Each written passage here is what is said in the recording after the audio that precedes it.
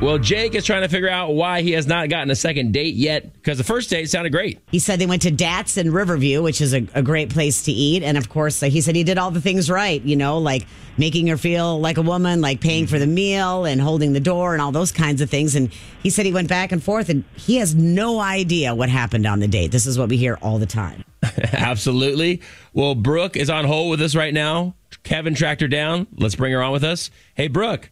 Good morning. Good morning, Brooke. Hey, listen, no, it's a random phone call. Let's just jump right into it. I don't want to take up too much of your time, but we heard about a date you went on with this guy, Jake, and dude was really into you, is really into you, and he's kind of confused on why he has not heard from you since your guys' date, and we were kind of trying to figure out what the reason was. You just heard us talking about it, and it sounded great to us, too. So is there a reason?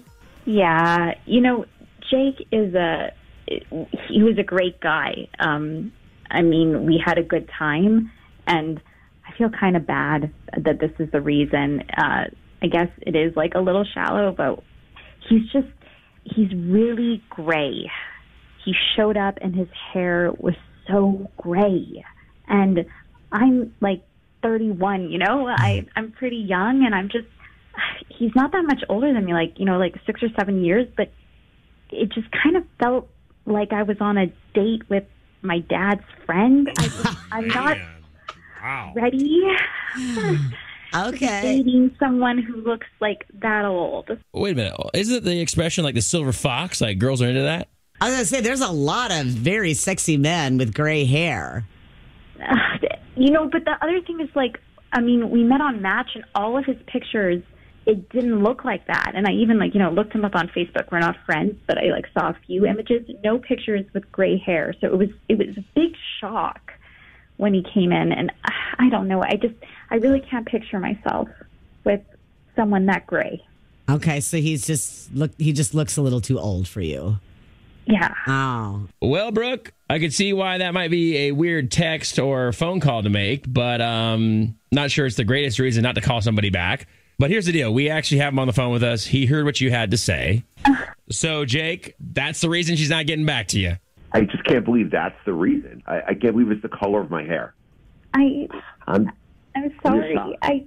It's the truth. It's a lot of gray. It's not just some gray streaks. It's a lot of gray. And I just, I have a lot of friends that are in their young 20s, early 30s, and we go to the beach and we sit at the bar and it just would look so out of place. And, what would they think of seeing you with this gray man? I don't know. I just can't do it.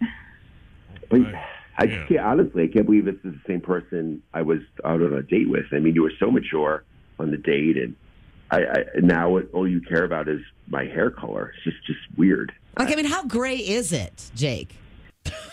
Is it all gray? No, it's not all gray, but I would say salt and pepper. That's how I would describe it. Yeah, it's like Richard Gere. That's a good thing, right? Well, Richard Gere's a very attractive man. Mm-hmm. He's not my thing, though.